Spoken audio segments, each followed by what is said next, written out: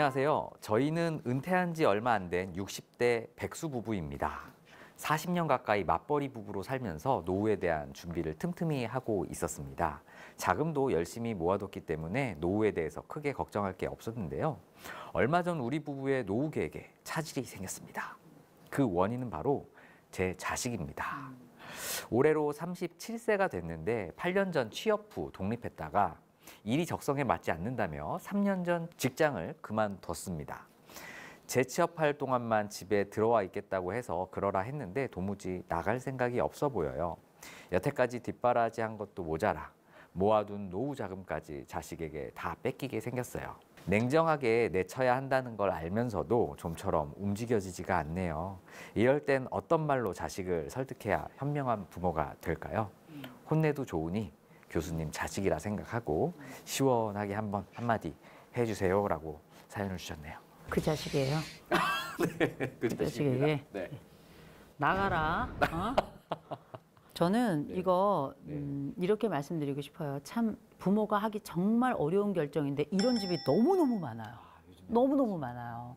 제가 이걸 뭐 조금 안 좋은 말로 빨대족 이렇게 얘기도 합니다. 뭐 시집장가 안 가고 부모 옆에 들러붙어가지고 취직도 안 하고 부모 연금에 빨대 꽂는다 이런 얘기 하는데, 일단은 이 자녀는 일단 취직을 해본 적은 있으니까 그래도 좀 희망적이라고 좀 생각이 들고요. 그럼에도 불구하고 이 자녀가 어쨌든 밖에 나갔다가 이제 들어온 거잖아요. 네. 들어왔는데 받질 말았어야 했어요. 아, 처음부터? 그러면 나간 자녀는 네. 일단은 집에 들어온다 그러면 네. 살림을 들고 들어오는 건 안 되는 거예요. 무조건.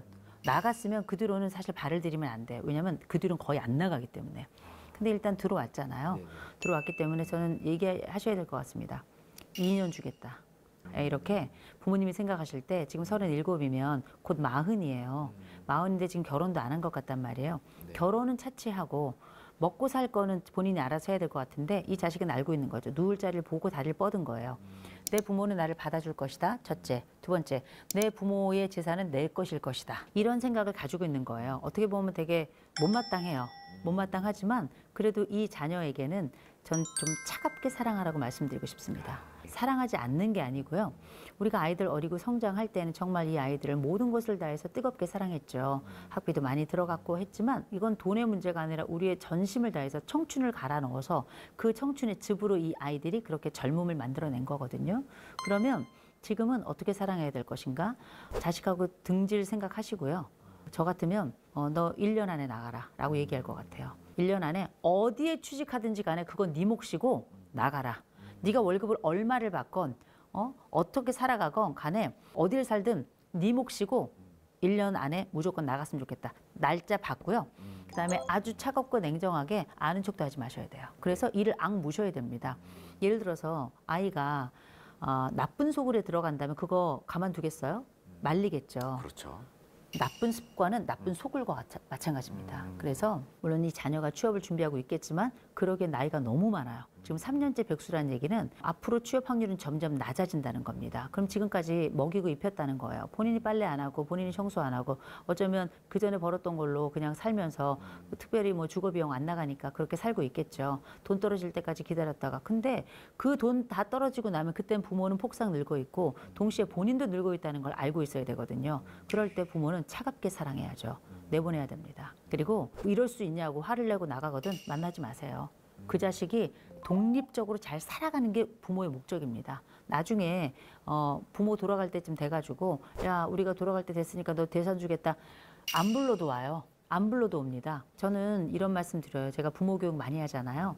부모 교육의 핵심이 뭐냐면 부모들이 자식을 어떻게 키워야 될지 아는 건데 자식을 키울 때 목표는 전 세계가 딱 하나입니다. 독립적이고 민주적인 시민으로 이 아이 키워내는 거예요. 첫 번째가 독립입니다. 37이면 크다 못해 이제 늙어가는 거예요. 아이, 아기 이런 식으로 부르시면 안 되고요. 이 아이에게 이름 불러가면서 나가라고 앉혀놓고 진지하게 얘기하셔야 돼요. 몇 년, 며칠까지 나가라. 이거 네 집 아니다. 네가 뭘 해서 먹고 살든 그거 네가 알아서 해라. 넌 취업을 했던 아이니까 두 번째 취업도 가능할 거다. 힘든 거 다 힘들다. 우린 네가 힘들다. 얘기하셔야 돼요. 널 사랑하지만 너가 이 집에 지내는 건 난 볼 수 없다. 아버지 어머니가 아주 정색으로 가고 말씀하셔야 됩니다. 그리고 아이가 언제 어떻게 나갈 것인지 계획 짜와라. 그리고 그 계획을 받을 때까지 정색하고 말씀도 나누시면 안 돼요. 그러면 우리가 어릴 때만 회초리 됩니까? 커서는 회초리로 때리는 건 아니에요. 물론 어렸을 때도 회초리를 때리면 안 되겠지만 마음의 회초리를 사용하잖아요. 성장을 했을 때도 이 성장이 충분치 않다면 그때는 충분한 훈육이 좀 필요하다고 생각합니다. 어떤 부모들은 또 자식들을 나 평생 끼고 살 거야 이런 생각도 하고 계시는 부모님들이 좀 계시지는 않을까요? 아니 평생 끼고 사시려면 그러시든가요. 아니 왜냐면 네네. 아니 내 부모가 네네. 나를 뭐 끌어안아 주겠다는데 싫다는 자식 없을 거고요. 그리고 이 부모가 자식 없이 뭐 못 살겠다는 부모님들도 계세요. 그러면 평생 책임지셔야죠. 무능한 아들을. 그리고 근데 이 아들이 같이 사는데 직장 다니고 아무 문제 없어요. 사람은 이렇게도 살고 저렇게도 살아요. 그런데 기억하셔야 될 게 직업도 없이 평생 살면서 그렇게 사회적으로도 무능한 자식으로 키워낸다면 그게 정말 부모가 자식을 사랑하는 것일까? 아프지만 그 자식이 독립개체로 뚜벅뚜벅 자기 인생을 향해 걸어갈 수 있도록 하는 게 저는 사랑이라고 생각하고요. 그게 전 부모라고 생각합니다. 다만 내가 재산이 많아. 그래가지고 내 자식이 이 재산 가지고 살면 돼. 그렇게 사시는 것도 인생이에요. 나쁘지 않습니다. 아우 그런 분 계시면 저를 좀 입양해 주세요. 아, 결국은 이 사연의 핵심은 이제 이 자녀를 조금 이제 회초리를 들어서 유능하게 만드는 그 과정이 좀 필요한 거고 어른으로 만들어야죠. 네. 네. 왜 그만뒀을까요? 3년 전 직장을 그만두고 아직도 좀 일을 못 구했으면. 저는 요새 젊은 층들이 진짜 유능하고 똑똑하다는 걸 압니다. 그런데 안타까운 게 하나 있어요. 네. 본인은 여기보다 더 나은 곳에 가야 될 사람이라고 믿고 살더라고요. 그러면 여기서도 만족하지 못하고 다음번으로 점핑을 한다고 나갔는데 막상 다음번으로 점프가 안 되는 경우가 너무 많아요. 그러면 본인은 이 생애를 살면서 늘 부적절감을 갖는 거예요. 부적절감이라는 게 심리학에서는 굉장히 중요한 단어이자 인생에서는 굉장히 고통스러운 단어예요. 어느 순간에도 만족하지 않는 거예요. 난 이 집단에 속한 사람이 아니라고 믿으니까 일을 열심히 하겠습니까? 만족스럽게 살겠습니까? 거기서 관계를 제대로 하겠어요? 늘 떠날 준비를 하는 나그네처럼 살아가는 건데 나그네는 늘 외롭고요. 머물 곳이 없는 거고요. 그렇게 평생 살면서 자기 인생에서 내가 누군지를 늘 물어보면서 살아가게 되는 거거든요. 그래서 저는 인생이 원래 좀 못마땅해요. 만족스러운 게 어디 있겠습니까? 그런데 내가 A라는 직장에서 B라는 직장 가는 게 나쁜 건 아니에요. 새로운 도전을 하고 새로운 야망을 가지고 그렇게 가는 건데 인생이 그렇게 녹록지 않다는 거죠. 준비가 완전히 됐다면 그때 가라는 거예요. 그만두고 나서 그냥 그 다음에 어디 갈지를 찾지 말고 준비를 하고 대신에 내가 일을 하면서 준비하기는 어려워. 그럴 수도 있겠죠. 근데 이게 사법고시는 아니잖아요. 그래서 충분히 알아보고 또 요새는 뭐 옛날하고 다르게 뭐 9to5 하는데도 또 많이 있잖아요.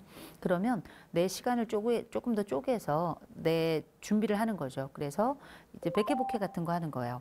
백회복회가 뭐냐면 베이케이션, 방학 동안에 보케이션. 내가 그전에 원했던 일을 한 일주일 동안 휴가가 있던 휴가 동안에 한번 해보는 겁니다. 그렇게 맛배기로 해보는 건데 그래서 그게 맞다 싶으면 나중에 이렇게 전업을 할 수도 있는 거죠. 무작정 내가 하는 일 다 팽개치고 완전히 처음부터 비긴 어게인 하겠다. 저는 지금 사회는 거의 불가능하다고 생각합니다. 말씀